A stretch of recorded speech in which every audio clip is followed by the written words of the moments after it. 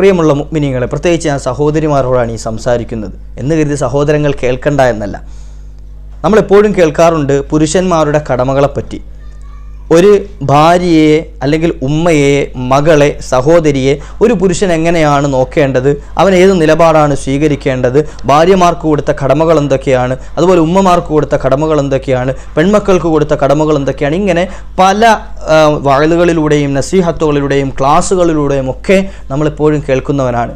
അർ-റിജാലു ഖവ്വാമൂന Allen നിസാ. തീർച്ചയായും പുരുഷന്മാരെ തന്നെയാണ് സ്ത്രീകളുടെ വിഷയം അള്ളാഹു ഏൽപ്പിച്ചിരിക്കുന്നത്. അവരെ സംരക്ഷിക്കാനും അവരെ പോറ്റാനും അവരുടെ കാര്യങ്ങൾ നോക്കാനും അള്ളാഹു ചുമതലപ്പെടുത്തിയിരിക്കുന്നത് പുരുഷന്മാരെയാണ്. അതൊക്കെ ശരിയാണ്. അതുകൊണ്ട് തന്നെ പുരുഷന്മാർക്ക് ഒരുപാട് കടമകൾ സ്ത്രീകളോടുണ്ട്.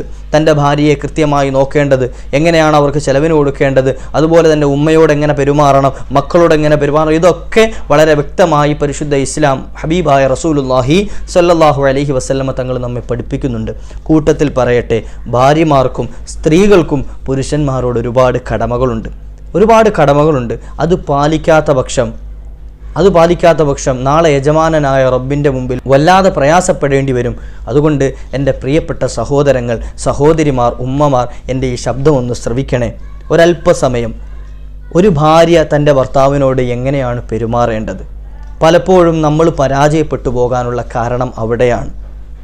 ഭർത്താവ് ഒരുപക്ഷെ കർക്കശ സ്വഭാവമുള്ളവനായിരിക്കാം, അല്ലെങ്കിൽ എപ്പോഴും ദേഷ്യം പിടിക്കുന്നവനായിരിക്കാം. അങ്ങനെ ഒരു പ്രകൃതമുള്ള ഭർത്താവിനെ നല്ല സ്വഭാവത്തിലേക്ക് കൊണ്ടുവരാൻ അവൻ്റെ മാതാപിതാക്കൾക്ക് ചിലപ്പോൾ കഴിഞ്ഞെന്ന് വരില്ല, അവൻ്റെ മക്കൾക്ക് എന്തായാലും കഴിഞ്ഞെന്ന് വരില്ല, അവനെ പഠിപ്പിച്ച ഉസ്താദന്മാർക്ക് ചിലപ്പോൾ സാധിച്ചെന്ന് വരില്ല. പക്ഷേ അവൻ്റെ കൂടെ കിടക്കുന്ന, അവൻ്റെ കിടക്ക പങ്കിടുന്ന, അവൻ്റെ രഹസ്യങ്ങളും പരസ്യങ്ങളും അറിയുന്ന അവൻ്റെ ഭാര്യയ്ക്ക്, അവൻ്റെ എല്ലാ കാര്യങ്ങളും ചെയ്തു കൊടുക്കുന്ന അവൻ്റെ ഭാര്യയ്ക്ക്, തൻ്റെ സഹധർമ്മിണിക്ക് ഒരു മനുഷ്യനെ നന്നാക്കാൻ വലിയ ചാൻസാണ്, വലിയ കഴിവ് അല്ലാഹു അതിന് കൊടുത്തിട്ടുണ്ട്. ഒരു മനുഷ്യൻ്റെ ജീവിതം നന്നാകാനും അത് മോശമാകാനും അവൻ്റെ വിവാഹത്തിലൂടെ അവന് സാധിക്കും. ചില സ്ത്രീകളെ വിവാഹം ചെയ്തു കഴിഞ്ഞാൽ നല്ലവനായി ജീവിച്ചവൻ പോലും ചിലപ്പോൾ പഴിച്ചു പോകാൻ സാധ്യതയുണ്ട്. എന്നാൽ ചില സ്ത്രീകൾ കാരണം, ചില സഹോദരിമാർ കാരണം പുരുഷന്മാർ നല്ല വഴിയിലേക്ക് വന്ന എത്രയോ സംഭവങ്ങൾ നമ്മുടെ മുമ്പിലുണ്ട്. നമ്മുടെ അനുഭവങ്ങൾ തന്നെ പലതും കാണും. അള്ളാഹു നമ്മയും അക്കൂട്ടത്തിൽ പെടുത്തി തരുമാറാകട്ടെ. അള്ളാഹു അനുഗ്രഹിച്ചവരുടെ കൂട്ടത്തിൽ നമ്മയൊക്കെ ഉൾപ്പെടുത്തി തരുമാറാകട്ടെ. എൻ്റെ പ്രിയപ്പെട്ട ഉമ്മമാരോട്, സഹോദരിമാരോട് പറയാനുള്ളത്, നമ്മുടെ ഭർത്താക്കന്മാർ ഏത് ദുസ്വഭാവമുള്ളവരാണെങ്കിലും, ഏത് കർക്കശ സ്വഭാവമുള്ളവരാണെങ്കിലും അവരെ നന്നാക്കാൻ വലിയ എളുപ്പമാണ്. അവരെ നല്ല മാർഗത്തിലേക്ക് കൊണ്ടുവരാൻ, അവരെ സ്നേഹത്തിൻ്റെ മാർഗത്തിലേക്ക് കൊണ്ടുവരാൻ, അവരെ നമ്മെ സ്നേഹിക്കുന്ന, നമ്മുടെ കുടുംബത്തെ സ്നേഹിക്കുന്ന വഴിയിലേക്ക് കൊണ്ടുവരാൻ വളരെ എളുപ്പമാണ്. നിങ്ങൾ എൻ്റെ ശബ്ദം ശ്രവിച്ചാൽ നിങ്ങൾക്കത് മനസ്സിലാകും. അള്ളാഹു പഠിക്കാനും അതനുസരിച്ച് അമൽ ചെയ്യാനും തൗഫീക്ക് നൽകുമാറാകട്ടെ. നാം ഇവിടെ ചെയ്യേണ്ടത് ഒറ്റ മാർഗം മാത്രമാണ്. എന്താണ് അതിന് ചെയ്യേണ്ടത്? ഒരു ഉമ്മ വിചാരിക്കുകയാണ്, ഒരു സഹോദരി വിചാരിക്കുകയാണ്, എൻ്റെ ഭർത്താവിനെ നന്നാക്കാൻ ഞാൻ എന്താണ് ചെയ്യേണ്ടത്? ഒന്നും ചെയ്യേണ്ടത്. നിങ്ങൾ എന്ത് ചെയ്യണമെന്നറിയോ? മഹദിമാരായ ഉമ്മഹാത്തുൽ മുഅ്മിനീങ്ങളുടെ ജീവിതം ഒന്ന് പഠിക്കണം. ഉമ്മഹാത്തുൽ മുഅ്മിനീങ്ങൾ ആരാണ്? ഹബീബായ റസൂലുള്ളാഹി സ്വല്ലല്ലാഹു അലൈഹി വസല്ലമ തങ്ങളുടെ ഭാര്യമാർ, ലോകം അവസാനം വരെ വരുന്ന മുഴുവൻ മുഅ്മിനീങ്ങളുടെയും ഉമ്മമാർ. അതുകൊണ്ട് അവരുടെ ജീവിതം ഒന്ന് പഠിച്ചാൽ, അതൊന്ന് മനസ്സിലാക്കിയാൽ, എൻ്റെ പ്രിയപ്പെട്ട ഉമ്മ, നിങ്ങളുടെ ഭർത്താവിന് നിങ്ങളോട് സ്നേഹം ഉണ്ടാവും. പ്രിയപ്പെട്ട സഹോദരി, നിങ്ങളുടെ ഭർത്താവ് നിങ്ങളെ പൊന്നുപോലെ നോക്കും. എത്ര കർക്കശ സ്വഭാവക്കാരനാണെങ്കിലും നിൻ്റെ മുഖം കാണുമ്പോൾ അവന് സമാധാനം വരും. പരിശുദ്ധ ഇസ്ലാം അതല്ലേ പഠിപ്പിച്ചത്? ഒരു ഭർത്താവിന് തൻ്റെ ഭാര്യയുടെ മുഖത്ത് നോക്കുമ്പോൾ സമാധാനം കിട്ടുന്നുണ്ടോ, അവൾ ഉത്തമയായ ഭാര്യയാണ്, അവൾ ഉത്തമയായ പെണ്ണാണ്. എന്നാൽ ചില ഭാര്യമാരുടെ മുഖത്തേക്ക് നോക്കുമ്പോൾ ടെൻഷൻ അധികരിക്കുകയാണ്. ചില ഭാര്യമാരെ കാണുമ്പോൾ തന്നെ വല്ലാതെ വിഷമം അധികരിക്കുകയാണ്. അതിൻ്റെ കാരണം അവളുടെ സ്വഭാവത്തിലുള്ള ദൂഷ്യമാണ്. ഭർത്താക്കന്മാർക്ക് സാന്ത്വനമാകണം ഭാര്യമാർ, പുരുഷന്മാർക്കുള്ള സാന്ത്വനമാകണം പെണ്ണുങ്ങൾ, സ്ത്രീകൾ. മറിച്ച് അവരെ കഷ്ടപ്പെടുത്തുന്ന, അവരെ ഇടങ്ങേറാക്കുന്ന, അവരെ പ്രയാസപ്പെടുത്തുന്ന രൂപത്തിലേക്ക് നമ്മുടെ സ്വഭാവം മാറാൻ പാടില്ല. നമ്മൾ നന്നായാൽ മതി. ചിലപ്പോൾ ചോദ്യം ഉണ്ടാകും, പെണ്ണുങ്ങൾ മാത്രം നന്നായാൽ മതിയോ, പുരുഷന്മാർ നന്നാകണ്ടേന്ന്? പുരുഷന്മാരെ നന്നാക്കാനുള്ള മാർഗമാണ് സ്ത്രീകളാകുന്ന നമ്മൾ എന്ത് ചെയ്യുക? നന്നാകുക എന്നുള്ളത്. നമ്മുടെ ഉമ്മഹാത്തുൽ മുഅ്മിനീങ്ങളായ മുത്തുനബി തങ്ങളുടെ ഭാര്യമാരുടെ സ്വഭാവവുമായിട്ടൊന്ന് ഒന്ന് കമ്പയർ ചെയ്യുക, ഒന്ന് തുലനം ചെയ്യുക. അതെവിടെ കിടക്കുന്നു, നമ്മളെവിടെ കിടക്കുന്നു എന്ന്. നമ്മുടെ ഭർത്താക്കന്മാരോട് നമുക്ക് വലിയ കടമകളുണ്ട്, കടപ്പാടുകളുണ്ട്.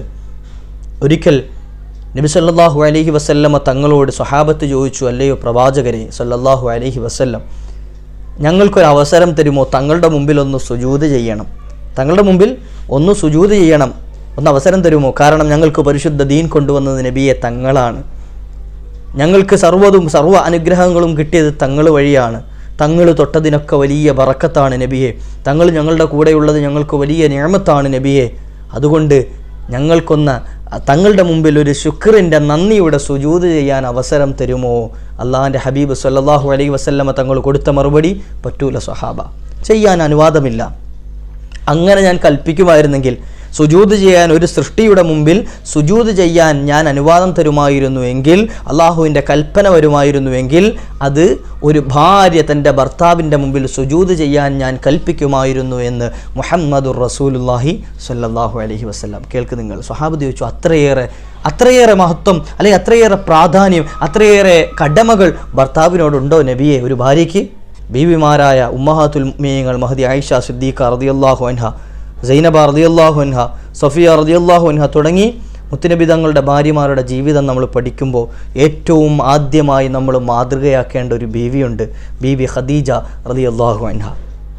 പ്രിയപ്പെട്ട ഉമ്മമാർക്ക് വേണ്ടി, സഹോദരിമാർക്ക് വേണ്ടി ആ ഖദീജ ബീവിയുടെ സംഭവം, അവിടുത്തെ ജീവിതം ഞാൻ ചെറിയ രൂപത്തിലൊന്ന് പറഞ്ഞു തരാം. എത്ര പറഞ്ഞാലും തീരാത്തത്ര വിശാലമായ ജീവിതമായിരുന്നു അവിടുന്ന് കാഴ്ചവെച്ചത്. പുന്നാര നബിതങ്ങളുടെ താങ്ങും തണലുമല്ലായിരുന്നു, അവിടുത്തെ സാന്ത്വനമല്ലായിരുന്നു ബീവി ഖദീജ. ഇഖ്റഇൻ്റെ മന്ത്രധ്വനികളുമായിട്ട് ഹബീബായ റസൂലുള്ളാഹി സ്വല്ലല്ലാഹു അലൈഹി വസല്ലം ഓടി അണഞ്ഞത് ആ ബീവിയുടെ അരികിലേക്കല്ലേ?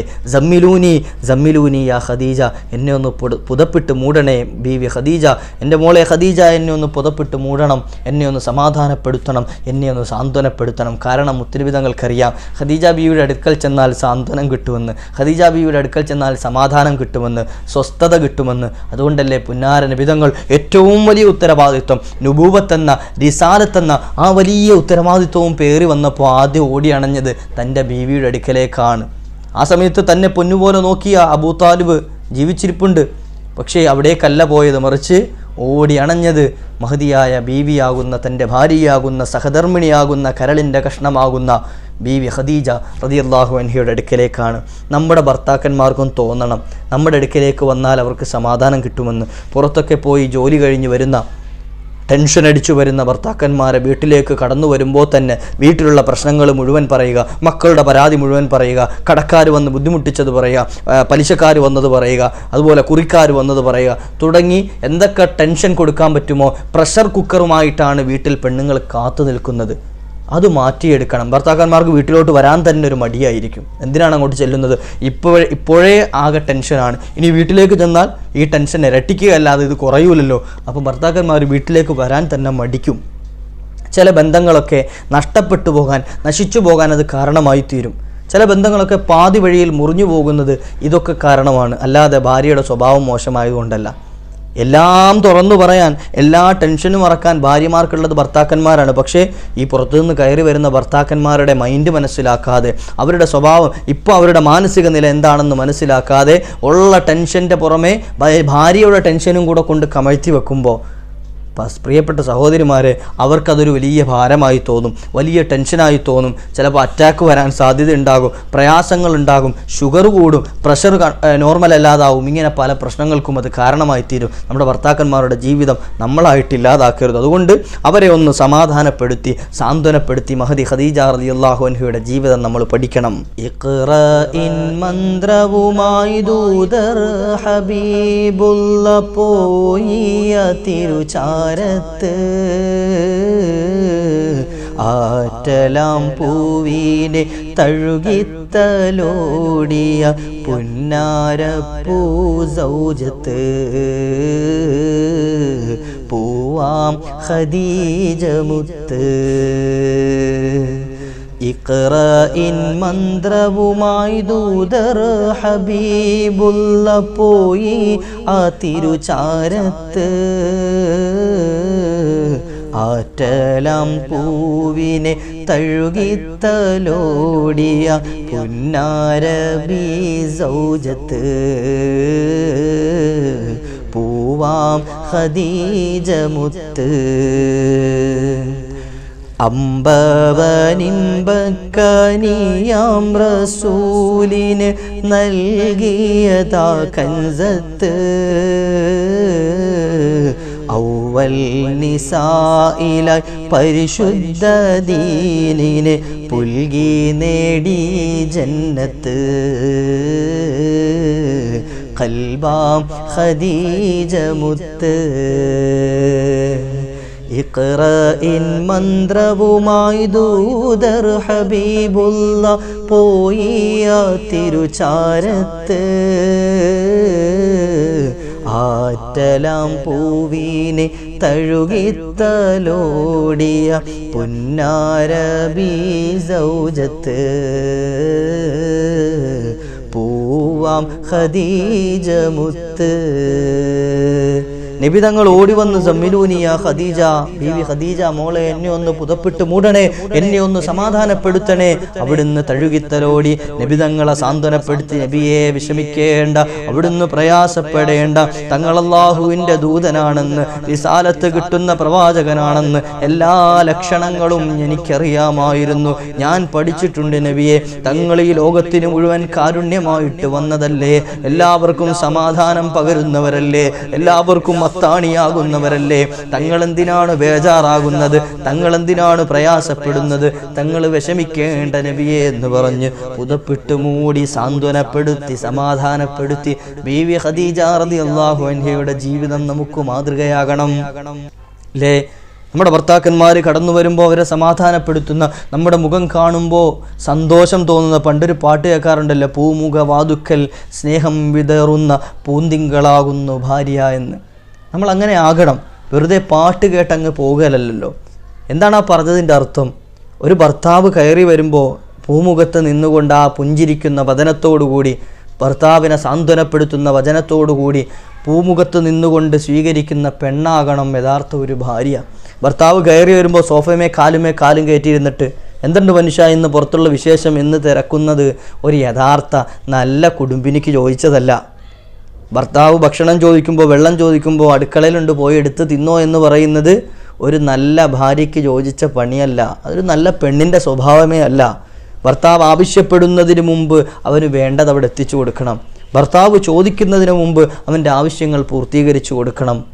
ഭർത്താവ് ഒരു കാര്യത്തിന് വിളിച്ചിട്ട് അത് സമ്മതിക്കാത്ത പെണ്ണിന് അള്ളാഹിൻ്റെ ഹബീബ് സല്ലല്ലാഹു അലൈഹി വസല്ലം തങ്ങൾ പറഞ്ഞില്ല, അള്ളാഹിൻ്റെ ശാപമുണ്ടാകുമെന്ന്. അള്ളാഹു കാത്തുരക്ഷിക്കുമാറാകട്ടെ. ഒരു ഭർത്താവുമായി പിണങ്ങിക്കിടക്കുന്ന പെണ്ണ്, ഭർത്താവുമായി രസത്തിലല്ലാതെ പിണങ്ങിക്കിടക്കുന്ന പെണ്ണ്, അവൾ ആ പിണക്കത്തിലായി രാത്രി കഴിച്ചു കൂട്ടുന്ന കാലത്തോളം അള്ളാഹുവിൻ്റെ മഅ്സൂമീങ്ങളായ മാലാഖമാർ, അള്ളാഹുവേ ഇവൾക്ക് നിൻ്റെ ശാപം ചൊരിയണേ, ഇവൾക്ക് നിൻ്റെ ശാപം ചൊരിയണേ, ഇവളെ നീ ശപിക്കണേ എന്നിങ്ങനെ ദ്വാരന്നു കൊണ്ടിരിക്കുമെന്ന് മുഹമ്മദ് റസൂലുള്ളാഹി സ്വല്ലല്ലാഹു അലൈഹി വസല്ലം.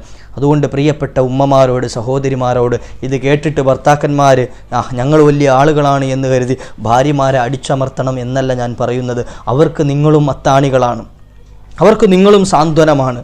ഒരുപാട് സ്ഥലങ്ങളിൽ ഭർത്താക്കന്മാർ ഭാര്യമാരോട് ചെയ്യേണ്ട കടമകൾ പറഞ്ഞതിൻ്റെ പേരിൽ ഞാൻ ഭർത്താക്കന്മാരോടും കടമകളുണ്ട് എന്നറിയിച്ചതാണ്. ഇത് മുത്തുനബി തങ്ങൾ നമ്മെ പഠിപ്പിച്ചതാണ്. വലിയ മഹത്വം, ബഹുമാനം, സ്ഥാനമാനങ്ങൾ ഭർത്താക്കന്മാർക്ക് കൊടുക്കേണ്ടത് ഒരു ഭാര്യയുടെ കടമയാണ്, ഒരു സ്ത്രീയുടെ കടമയാണ്. അത് നമ്മൾ നിർവഹിച്ചാൽ അള്ളാഹിൻ്റെ അടുക്കൽ നാളെ സ്വർഗത്തിൽ നമുക്ക് സ്ഥാനമുണ്ടാകും. ഭർത്താവിൻ്റെ കോപത്തിൻ്റെ മേൽ അള്ളാഹുവിൻ്റെ കോപമുണ്ട് എന്ന് പഠിപ്പിച്ച മതമല്ലയോ നമ്മുടെ മതം? ഭർത്താവിൻ്റെ സ്നേഹത്തിൻ്റെ മേൽ അള്ളാഹുവിൻ്റെ സ്നേഹമുണ്ട് എന്ന് പഠിപ്പിച്ച മതമല്ലയോ നമ്മുടെ മതം? അതുകൊണ്ട് തന്നെ ഈ മതത്തിൻ്റെ വക്താക്കളാകുന്ന, ഈ ഹൈറായ ഉമ്മത്തികളാകുന്ന കാലത്തോളം ഈ ബാധ്യതകളൊക്കെ, ഈ കടമകളൊക്കെ നിർവഹിക്കൽ നമ്മുടെ ഉത്തരവാദിത്തമാണ്. അതുകൊണ്ട് തന്നെ നമുക്ക് സ്വർഗം കാത്തിരിക്കുന്നുണ്ട് എന്ന് മനസ്സിലാക്കണം. ഉമ്മഹാത്തുൽ മുഅ്മിനീങ്ങൾ പോയ സ്വർഗത്തിലേക്കാണ് നമുക്കും പോകാനുള്ളത്.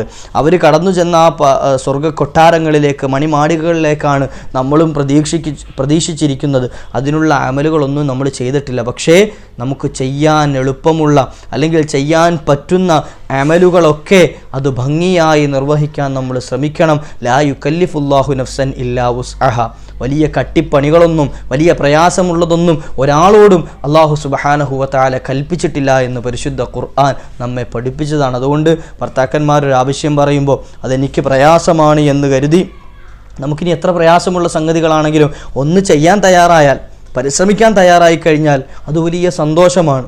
ചിലപ്പോൾ നമ്മുടെ സ്വഭാവ ദൂഷ്യം കാരണം തന്നെ നമ്മുടെ ഭർത്താക്കന്മാർ കെട്ടുപോകാൻ, മോശത്തരത്തിലേക്ക് പോകാൻ കാരണമാകും. അതുകൊണ്ട് അല്ലാഹു സുബ്ഹാനഹു വ തആല നമ്മയൊക്കെ നന്നാക്കി തരുമാറാകട്ടെ.